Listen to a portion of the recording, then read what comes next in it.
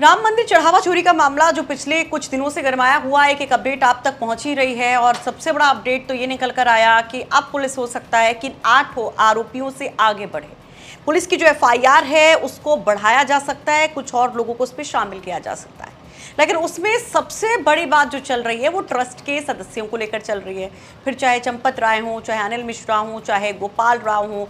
चंपत राय से एक लंबी पूछताछ होती है, लेकिन अब जो सबसे बड़ी जानकारी मिल रही है कि इन आरोपियों से जब पूछताछ होती है उसमें खासतौर पर अविनाश शुक्ला, जिसके पास काफ़ी बड़ी नकदी मिलती, न केवल रुपए बल्कि डॉलर की करेंसी भी मिलती है, उसके भाई का एक वीडियो भी वायरल होता है नोटों की गड्डियों के साथ। उस अविनाश शुक्ला ने अनिल मिश्रा के बारे में बहुत कुछ जानकारी दी कि अनिल मिश्रा किस तरह से वहां पर लोगों को रिक्रूट करता था, किस तरह से लव कुश और बाकी जो लोग पकड़े गए हैं उसमें उनका कैसा कनेक्शन है, कोई रिलेटिव है, कोई करीबी है।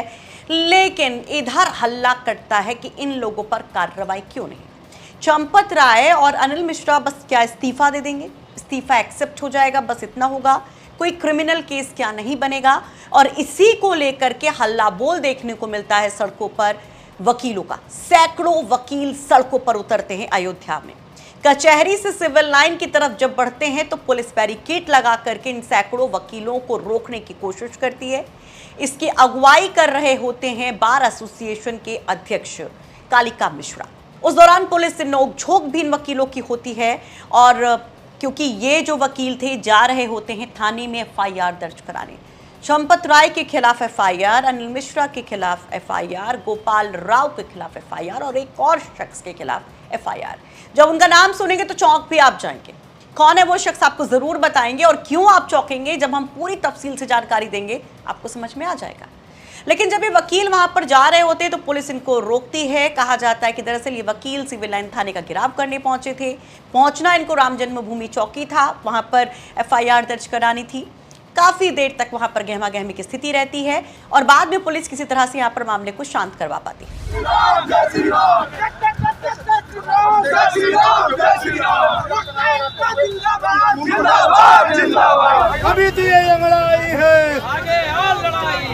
कहा यह जाता है कि इतनी बड़ी संख्या में वकीलों को जाने की इजाजत नहीं मिल सकती है।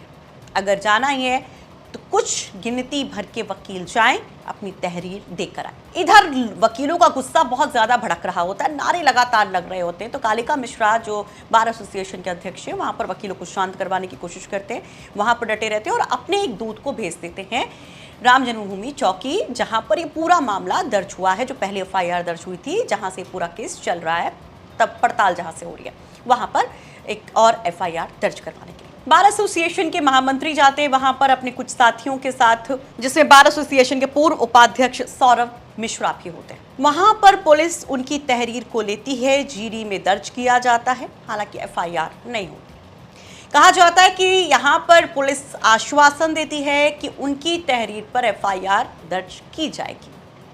इसमें 4 लोगों के खिलाफ शिकायत होती है, 3 अहम किरदार जिनका नाम आप बार बार सुन रहे हैं। एक चंपत राय, दूसरा अनिल मिश्रा, गोपाल राव और चौथा नाम जो आपको चौंका सकता है कृष्ण मोहन का। जी, ट्रस्ट के वही सदस्य कृष्ण मोहन जिनकी तहरीर पर पहली एफआईआर दर्ज हुई थी और 8 लोगों की गिरफ्तारी हुई थी टिन्नू यादव समेत। टिन्नू यादव, मनीष यादव, लवकुश मिश्रा, रमाकांत मिश्रा, कई सारे लोग पकड़े जाते हैं और ये कहा जा रहा है कि अब जब इनसे पूछताछ आगे बढ़ रही है तो कई और खुलासे हो रहे हैं। अब तक काफी नकदी भी इन लोगों के पास से मिली है, सोना चांदी भी मिला है। तो कृष्ण मोहन को क्यों शामिल किया गया यहाँ पर, उनके खिलाफ कैसी शिकायत दर्ज कराई गई है, ये जो नई एफआईआर की मांग यहाँ वकील करते हैं, ये बड़ा हल्ला बोल होता है। सैकड़ों की संख्या में, करीब 500 बताए जा रहे वकील सड़क पर उतरते हैं। तो उनकी मांग क्या है, कृष्ण मोहन को लेकर सवाल क्या है, आपको जरूर बताएंगे। लेकिन पहले ये जो बार एसोसिएशन के अध्यक्ष कालिका मिश्रा जो सोशल मीडिया पर छाए हुए हैं, जिनकी चर्चा खूब हो रही है, जिनको रोका था पुलिस ने, वो क्या कहते हैं सुनिए। 3 लोग पहले से हैं, एक जो कंप्लेनेंट रहे हैं उनके उस मुकदमे के कॉन्स्पिरेसी के तहत किया गया है, इसलिए और माल भी वहीं से बरामद हुआ है, इसलिए हमारे मुकदमे में वो भी मुलजिम है। क्या नाम है? हेलो हेलो हेलो हेलो आप बताइए, अनिल मिश्रा, चंपत राय, उन सबके अगेंस्ट में एफआईआर आपने दी है अभी? हाँ, तहरीर दे दिया है। तीनों के अगेंस्ट? चंपत राय, 3 के हैं, एक और हैं। अच्छा। एक में वो है जिन्होंने पहली वाली एफआईआर दर्ज कराई, वो भी इसमें अभियुक्त है। उसमें भी ये भी है? अभियुक्त है। पुलिस ने आपको क्या बोला है कि वो क्या पुलिस ने उसके रिसीव किया है, टाइम डाला है, मोहर लगाई है। कालिका मिश्रा वहीं पर फोन से अपने महामंत्री से जुड़ते हैं जो राम जन्मभूमि चौकी पहुंचे थे तहरीर देने के लिए, और उसके बाद जो जानकारी वहां से मिलती है वो वहां जो रिपोर्टर्स होते हैं उनको सूचित करते हैं और बाकी वकीलों को भी खबर देते हैं। कहते हैं कि पुलिस ने आश्वासन दिया है तो विश्वास करेंगे। कालिका मिश्रा कौन है पहले ये जानिए, फिर हम बात करेंगे कृष्ण मोहन का नाम क्यों एफआईआर में और उनके ऊपर क्या आरोप। कालिका प्रसाद मिश्रा जो हैं अयोध्या के एक सीनियर एडवोकेट हैं, अयोध्या के ही रहने वाले हैं और जैसा कि आपको बताया फैजाबाद बार एसोसिएशन के अध्यक्ष हैं। दीवानी और राजस्व के मामलों में लंबे समय से वो वकालत कर रहे हैं, करीब 40 साल से, यानी कि 4 दशकों से उनकी वकालत यहाँ पर जारी है। बार एसोसिएशन की ओर से विभिन्न कानूनी और सामाजिक मुद्दों पर काफ़ी वो एक्टिव रहते हैं और कई बार ये बार एसोसिएशन अयोध्या के अध्यक्ष रह चुके, यानी काफ़ी टाइम से बार एसोसिएशन पर इनका कब्जा है। अब कृष्ण मोहन की बात करते हैं। चौथा नाम कृष्ण मोहन का क्यों जोड़ा गया? ट्रस्ट के उस सदस्य का नाम क्यों इस एफआईआर में जोड़ने की मांग की जा रही है जो तहरीर वकीलों की तरफ से दी गई है, जबकि खुद वो जो थे एक एफआईआर दर्ज कराते हैं। दरअसल यहाँ पर वकीलों का कहना है, बार एसोसिएशन का कहना है कि कृष्ण मोहन ने जो पहली एफआईआर दर्ज कराई थी वही गलत थी। सवाल शुरू से उस एफआईआर को लेकर उठ रहे थे कि उसमें छोटे छोटे कर्मचारियों का ही नाम दर्ज कराया गया, बड़ों को छोड़ दिया गया। और ये सवाल सियासी तौर पर भी उठा। अखिलेश यादव चाहे केजरीवाल हो, चाहे राहुल गांधी हो, लगातार वो ये सवाल पूछ रहे कि छोटी मछलियों को क्यों यहाँ पर केवल फंसाया जा रहा है, बड़े मगरमच्छ कहाँ हैं, उनके ऊपर कार्रवाई कब होगी। अब जब कृष्ण मोहन की बात आती है तो कृष्ण मोहन कौन है, शायद आप लोग जान गए होंगे जब ये एफआईआर दर्ज कराई गई थी।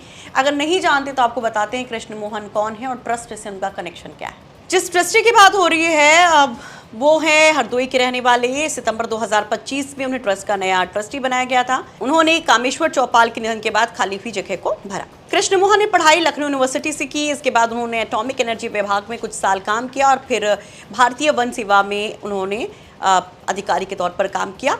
महाराष्ट्र में काम किया उन्होंने और 2012 में रिटायर होने के बाद वो समाज सेवा के काम में जुट गए और इसी पहचान के चलते उन्हें ट्रस्ट में जगह मिली। तो कृष्ण मोहन के बारे में जानकारी है, लेकिन जो सबसे अहम जानकारी मिल रही है इस पूरे केस की अपडेट की, वो भी आपको बता देते हैं। कहा जा रहा है कि पुलिस अपनी जांच में कई लोगों के नाम बढ़ा सकती है, जिसमें सिक्योरिटी गार्ड्स, बैंक कर्मचारियों के नाम भी एफआईआर में शामिल किए जा सकते हैं और सूत्रों के मुताबिक ट्रस्ट के सभी लोगों से पूछताछ की जा सकती है। पुलिस सभी आरोपियों की संपत्ति खंगाल रही है। कई बेनामी संपत्तियों के लिंक्स भी मिले हैं और कहा जा रहा है कि अयोध्या ही नहीं बल्कि लखनऊ, नोएडा और बाकी और राज्यों में भी इनकी संपत्तियां हो सकती हैं।